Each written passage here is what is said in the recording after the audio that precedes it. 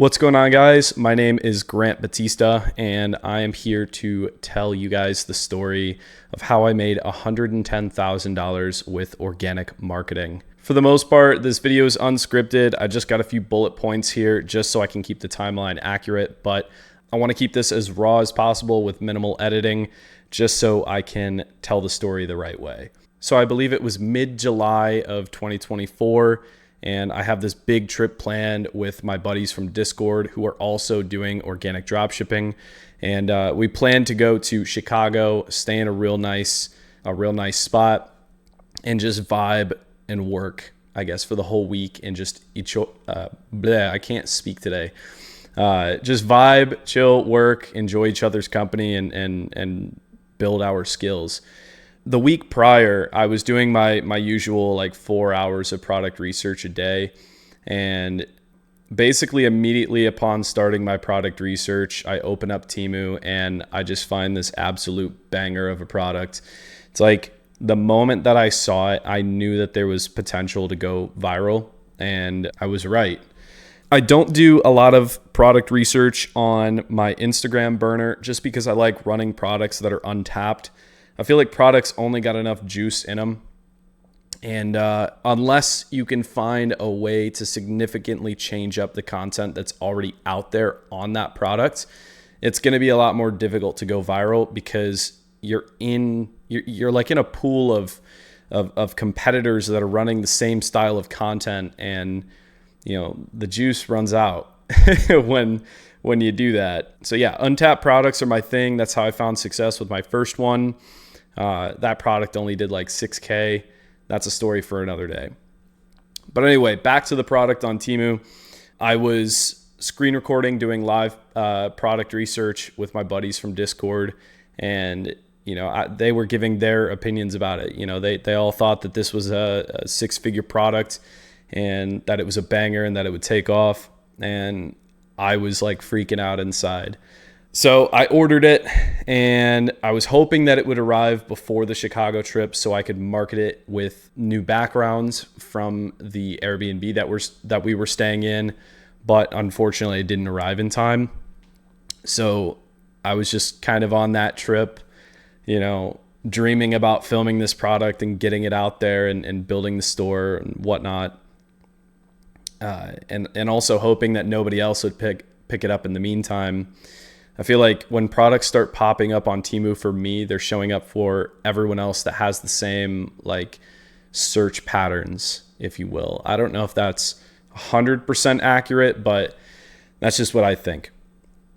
Anyway, we're checking into the Airbnb in Chicago, and they got to take this huge reserve like deposit because we're all young and they think we're gonna break stuff and whatever. And I look at my Amex card and I'm in some deep trouble,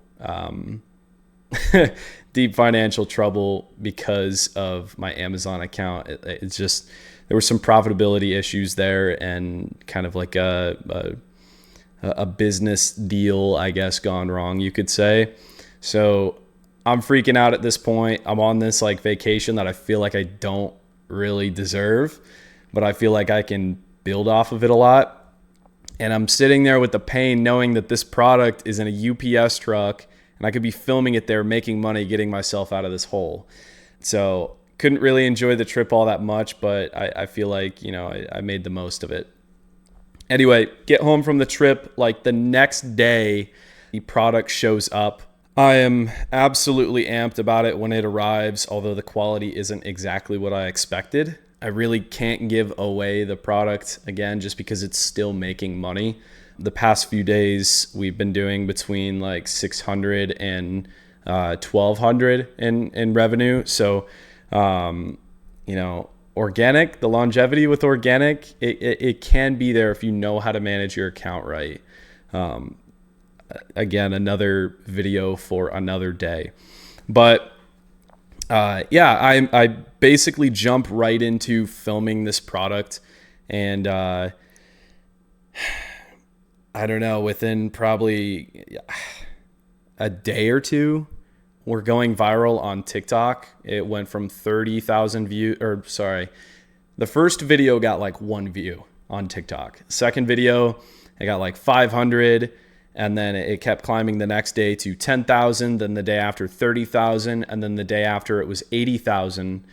And, I'm all excited about these views coming in, right? So I'm heading back from my girlfriend's house, and I got the sunroof open, the windows down. I'm just cruising, and there's this guy going like 45 miles an hour in a 60 zone. And it's a country road, dotted line. So I passed him, right? Gave him plenty of room, got back over. And I'm just cruising down the road. I look in my rear view mirror, and this dude is flying up behind me, probably doing like a $130. And there's a turn lane on the right and then a bar immediately after that turn. And the guy decides to go into the turn lane and then pass me, almost clipping my front bumper. And I just kind of laughed it off because it's probably just some 16-year-old trying to size me up, whatever. I'm going to continue enjoying my beautiful summer day. Light in front of us turns red. Both come to a stop. And there's no hand gestures, middle fingers, anything like that. I'm just vibing. I think I'm listening to like 42 Doug or something like that. And the light turns green again. We start taking off as normal. And this guy just freaking lays on his brake, right? As hard as he can. And we're not going that fast, but I'm in a car that, BMW X5, it's like twice the weight of this little Ford that he was driving. So, of course, stopping distance is further than his. So I end up slamming right into the back of his car. He throws it in park, hops out. What did he say? He was like, looks like you owe me a new car, motherfucker, or something like that. And I was like, what? Like, what did you do that for? My airbags didn't go off, but like I had to kick the door open because the frame was bent. And I guess E70 X5, the whole front end of a BMW X5 is made out of plastic. So it crumpled all in there.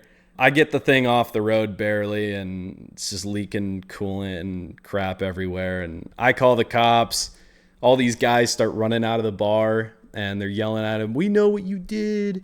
Anyway, long story short, car was totaled, and like I'm kind of feeling down, right? Because I just totaled my Beamer, and I'm in this crap financial situation. And I guess on the bright side, this product is starting to show some hope, right? So my parents pick me up. We go home. I'm feeling okay. Nothing was hurt. And I hop on my Discord call because I don't have time to waste. I'm trying to keep filming, do more PR. I'm locked in. I show the guys, what's happening with the account. I think it was up to like 100,000 views on TikTok. Instagram was a few thousand. And they're like, "Dude, you need to build a store. This product, you could wake up, it could be at 500,000. And if you know TikTok, you have to have like 1,000 followers to have a link in the bio. I think I was at like 300 followers or 400 followers at this point. So they're like, "Dude, you gotta get your laptop and build a store."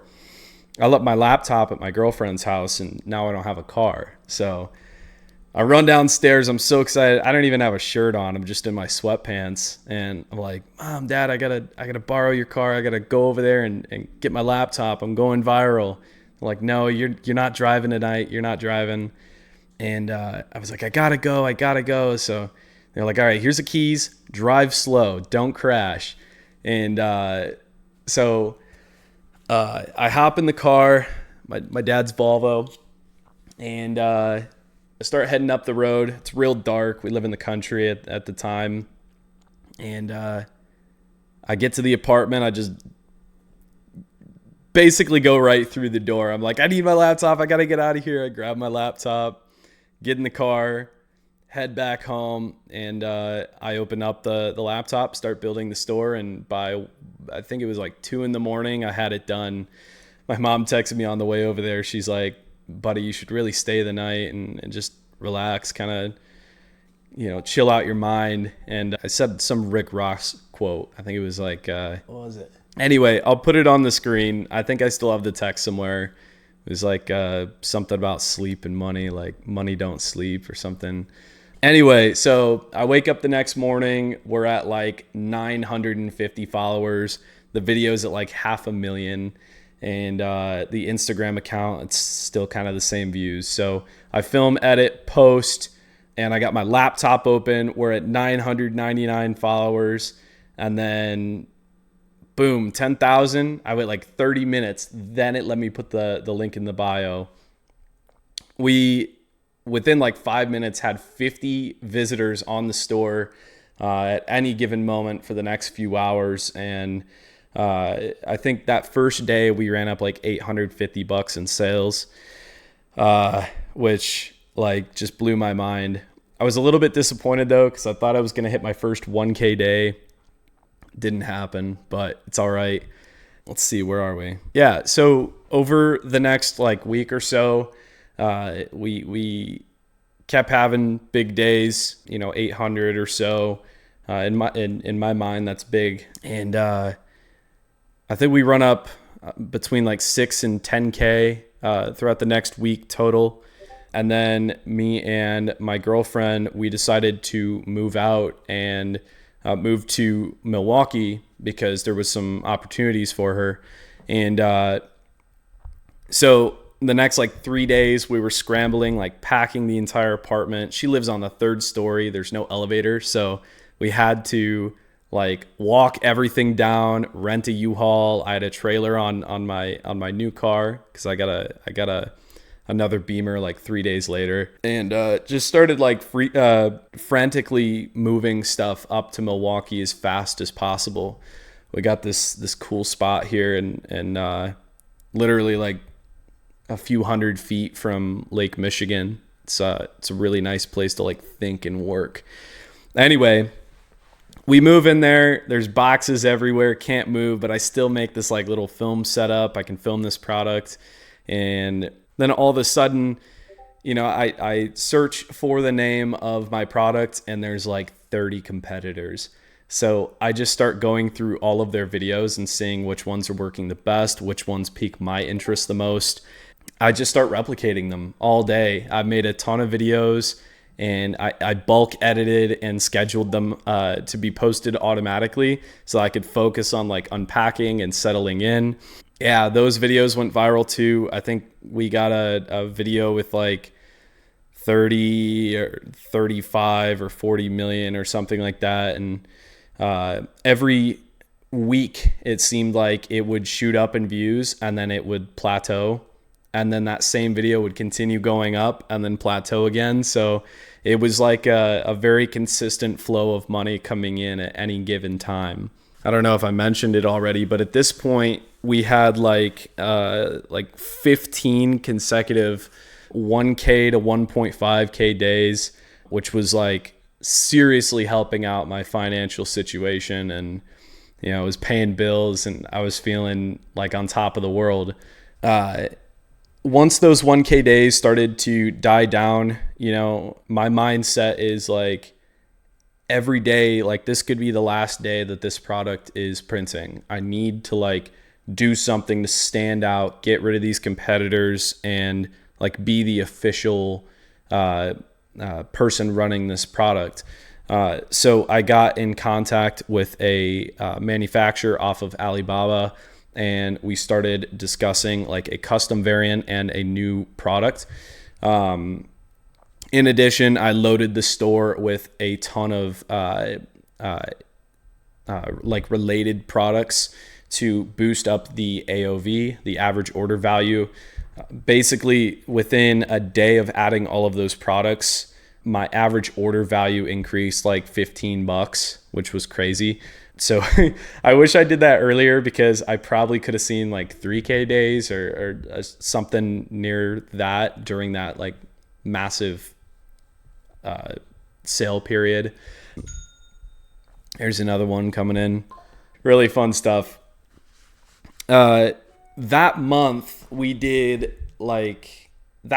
I think we did like $30,000, which was really exciting. I didn't know that I could do 30 grand a month with free advertising. The only cost that I've spent at this point was fulfilling orders that already sold. There was no risk in carrying inventory. You just you just pay for the inventory as it sells. And then the only other cost was the sample that I used for marketing. So at this point in the story, we have our custom variant sample, and I put it up on the store for pre-order, and I begin marketing it.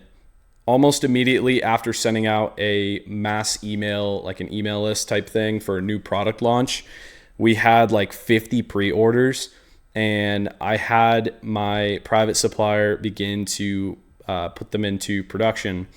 We had a 500 unit MOQ, and I put like half of the money down. I was really nervous about it because if these things didn't sell out and the product died, I'd be stuck like paying for all this stuff. I think we sold out in like a month or something, really, really fast. It didn't take very long, and I was nervous about placing a second order. Now, thankfully, my supplier, they recognized the demand for the product, and they let me just drop ship it and pay as they would sell. Thankfully, they didn't put this item, they didn't market this item to their other clients who are also doing organic marketing. But I think the factory, they put it on Temu. And I don't have like a patent on this or anything or copyright of anything. So I went on ChatGPT and I sent them a bunch of fake cease and desists, and they took it down. It worked. And I guess there's no law out there saying you can't send a fake cease and desist. It wasn't fake. There was just no lawyer behind it. It was just me. So it could have been real for all they know. One guy didn't comply for like a few weeks, and then he deleted it. I think when I told my supplier about that, they kind of got on the factory about it. But yeah, we ended up selling through, I don't know, 2 or 3 more MOQs, continuing to print and come out with new products, just continuing to add more to the store. I got, a new paid theme that looks really nice. I hired a virtual assistant to manage my spreadsheets, my profit and loss spreadsheet, and, kind of checking invoices to make sure they're accurate, my emails. So at this point, all I really do is wake up, film for like 15 minutes, and then edit and schedule the posts. And then the money comes in on its own. So 15 minutes and you make anywhere between 500 and 1,000 a day. I think that's a pretty good deal. And I think anyone watching this should have, 15 minutes in their day, to film and post. Now, the only like time consuming thing is finding a good product. I think most new guys who are getting into dropshipping or even organic, they're very impulsive and they just want to buy something fast so they can get to, filming and posting and maybe scrape a few sales. But I'm telling you, if you put that aside for a while and just dial in the product research and really find something unique, it'll pay off. I'm telling you. So yeah, Black Friday rolls around, Cyber Monday. I think we had a couple like 3K days, which was cool. And by early January, we hit like 100,000, and we've been doing like 13 to 14K a month since then. So really, really exciting thing that's happened to me in the past 6 or 7 months. So that is my story of how I generated $110,000 with organic marketing. If you guys want to learn how to do the same with your own products and your own social media pages, you can click the link in the description. I have a circle group that contains everything that you need to know on how to do this. I'll meet with you guys consistently and help you build up your accounts. Anyway, I remembered that quote that I was telling my mom about. It was, "You got to get to the money at all hours." That's what I texted her, and I just drove away. If you guys want to get to the money at all hours, and hear that cha-ching even while you're sleeping, click that link and let's get to work. Peace.